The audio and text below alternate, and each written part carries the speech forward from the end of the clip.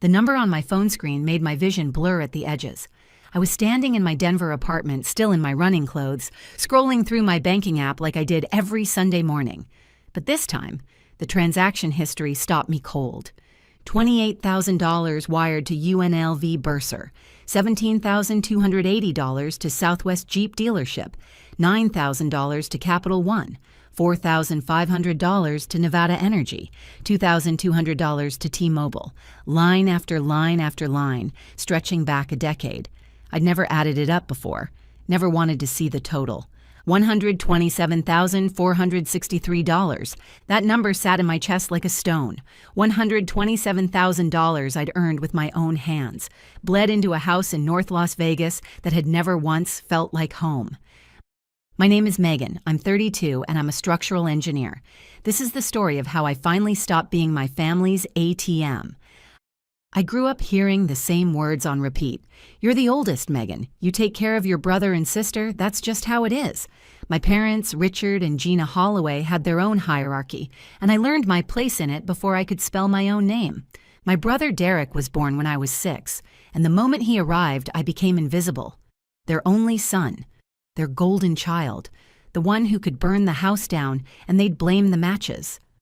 My sister Paige came along 3 years later, sweet doe-eyed Paige, who learned early that a pout and a tear could get her anything.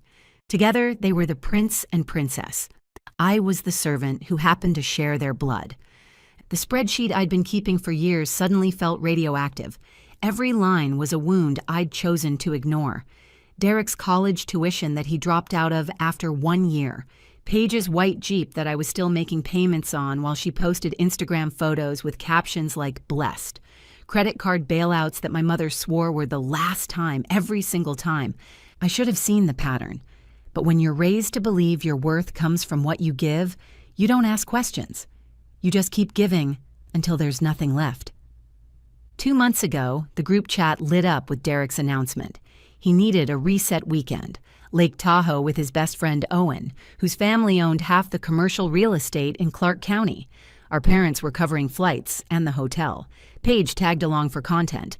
I watched it unfold through my phone screen like a nature documentary about a species I didn't belong to.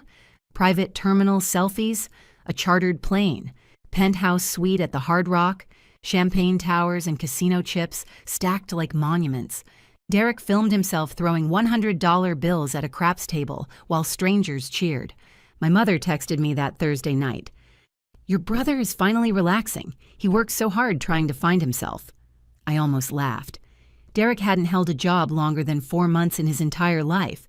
But in my mother's eyes, he was perpetually on the verge of greatness. Just one lucky break away from becoming the success she'd always promised he would be. By Friday, their social media had turned into a highlight reel of excess. Lobster dinners, private yacht cruises, Paige modeling a Cartier bracelet she definitely didn't pack. The comments poured in. Goals. Rich family energy. Big sis must be loaded. I stared at that last one until my screen went dark. Our parents had given Derek $3,000. $3,000. And somehow they were living like reality TV stars. I muted the group chat and tried to forget about it. Saturday night at 2:17 a.m., my phone erupted. My mother was hyperventilating so hard I could barely understand her. Derek's in the emergency room. Security roughed him up pretty badly. 3 cracked ribs. He's screaming. You have to send $15,000 right now or he'll be in agony all night. My father grabbed the phone. His voice cracked with a panic I'd never heard before. The casino caught him signing markers with a fake ID. They're holding him until someone pays. The hospital won't give him the good pain medication without cash up front. He's begging for you, Megan. Literally begging. I sat up in the dark, my bedroom silent except for their hysteria bleeding through the speaker. My pulse should have been racing.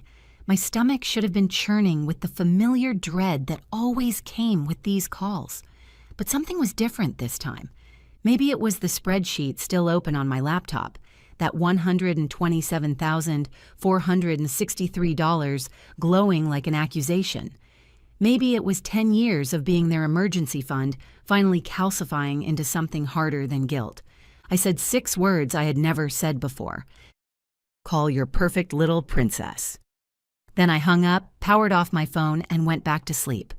I woke up at 8:30 a.m. to sunlight pouring through my windows. For a moment, I forgot everything. Then I remembered, and I felt light, lighter than I'd felt since I was a child. I left my phone dead for 2 hours, made French press coffee, took a long shower, read a book, did laundry, normal things. Things I never had time for when I was constantly putting out fires I didn't start. When I finally plugged the phone in, chaos detonated. 61 missed calls, 147 texts, voicemails stacking 3 screens deep. My mother's messages started pleading and turned vicious within minutes. The doctors say another hour without medication, and he could go into shock. You're killing your brother. I never thought I'd raise a monster. Paige had gone nuclear. She posted a video from the hospital hallway, mascara running down her face, voice trembling with practiced devastation. My brother is fighting for his life, and my own sister is refusing to send $5,000. She makes 6 figures, and she's letting him suffer. She tagged my full name, my company, my city. The video hit 1 million views in 2 hours. Strangers flooded my inbox. Hope you rot in hell. Karma's coming for you.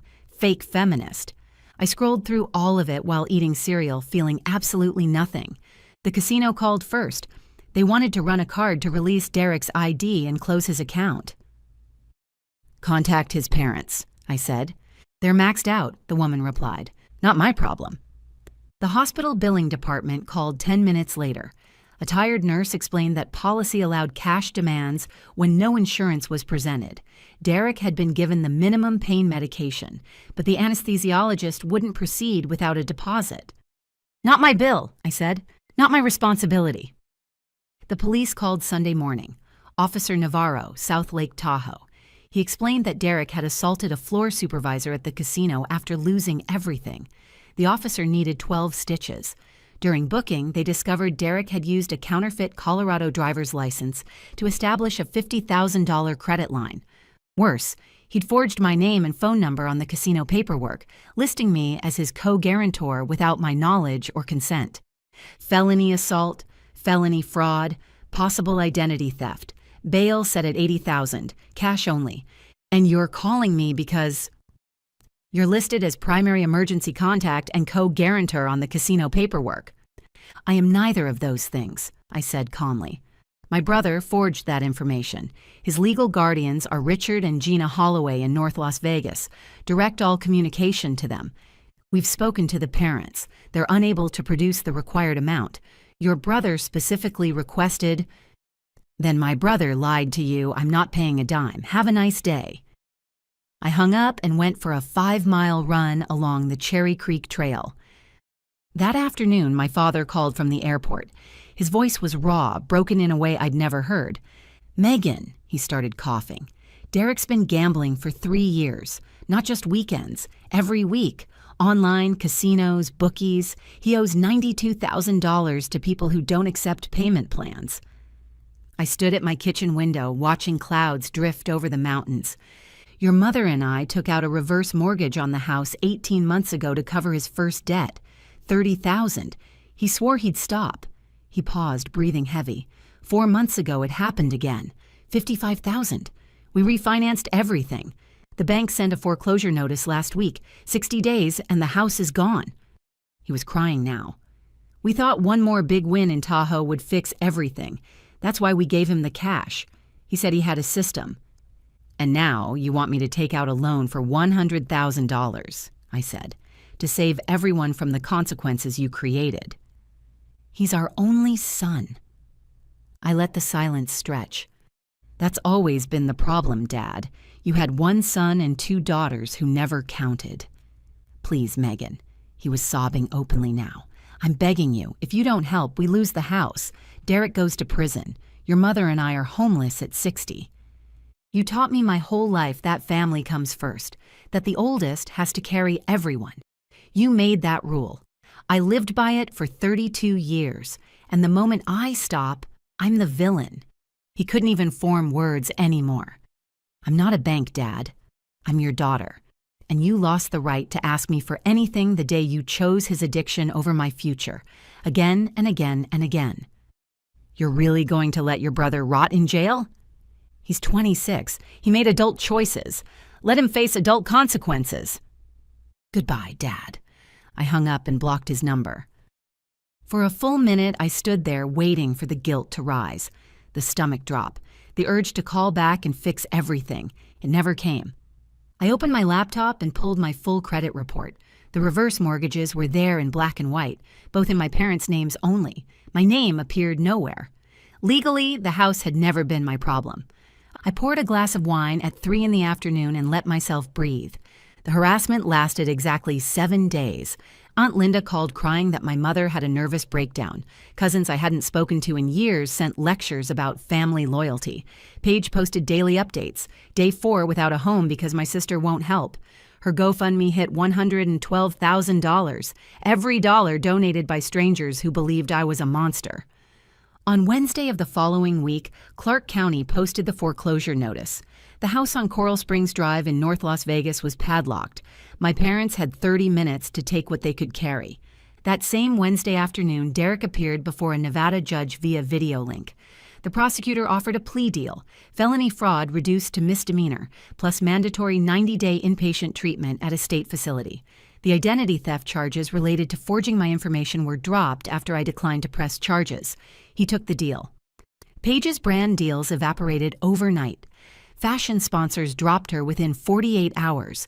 Reddit threads dissected every lie she'd told online. Her follower count cratered by 500,000.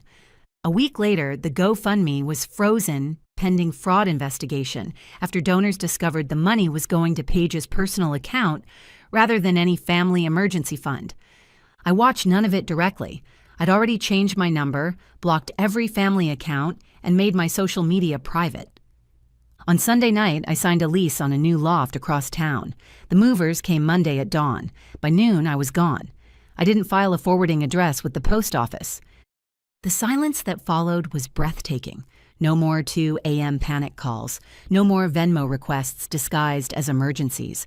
No more guilt wrapped in the word family. I walked to my new corner coffee shop every morning and ordered the same oat milk latte without anyone asking me to spot them $10. I hiked alone on weekends and didn't have to explain why I couldn't send plane tickets. I cooked dinner without that constant background hum of dread that someone was about to implode and blame me for not catching them. One evening in late August, I sat on my balcony watching the sun drop behind the mountains and realized I hadn't felt my shoulders tense in almost a week. I opened a bottle of wine I'd been saving for a celebration that never came, poured a glass and let myself cry. Not from sadness, from pure, dizzy relief. Cutting them off wasn't cruelty, it was oxygen. I finally understood that love doesn't require self-destruction, that boundaries aren't betrayal, that choosing myself wasn't punishment I was inflicting on them. It was the consequence they had earned, one unpaid bill, one excused lie, one mortgage future at a time. Through mutual acquaintances on social media, I learned what happened to them over the following months. My parents moved in with Aunt Linda in Henderson, sleeping in her converted garage. The bookies eventually stopped circling once Derek entered the state facility with nothing left to take. Paige moved into her boyfriend's studio apartment in Summerlin after her influencer income dried up completely.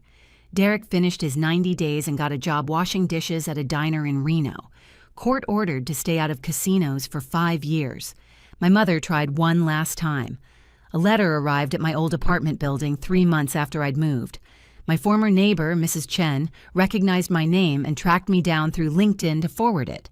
Inside was a Polaroid of me at 6 years old, gap-toothed and grinning in a backyard pool. "We're sorry," was scrawled on the white border in her handwriting. I looked at it for a long time. Then I dropped it into the recycling bin with the junk mail. I didn't hate them. Hate takes energy. I had simply run out of anything left to give. I turned 33 that fall. I bought myself a cake, invited 3 coworkers who had become real friends, and we ate it on the balcony under string lights. Nobody asked me to pay for anything. Nobody cried. Nobody posted about it online looking for pity, just laughter. Red velvet crumbs, a sky full of stars that finally felt like they belonged to me. I slept with the windows open and woke up to birds instead of guilt. For the first time in my entire life, the only person I had to carry was myself.